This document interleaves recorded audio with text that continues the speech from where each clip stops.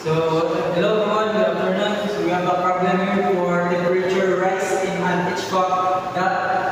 A problem that heater supplies 60 kilowatts to an airflow of 3.5 kilogram per second. What is the air temperature? The air temperature rise. So, given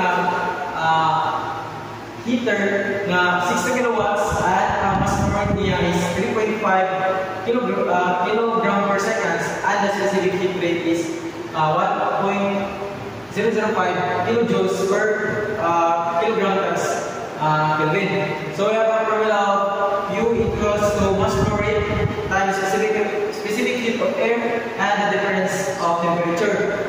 So kung ba natas ang difference of temperature. So ako siyang i-derive ang formula. So nanatay difference of temperature is equal to heat rate over the mass flow rate of air than the specific heat of air. So i-evaluate ko na ito ang given 60 kilojoules per second or kilowatts over the 3.5 kilogram per second times 1.005 kilojoules per kilogram times Kelvin. So i-cancel na natin yung mga kilojoules, kilogram, and seconds. So mabili na lang is ang galing Kelvin. So ako na siya i-isibukan.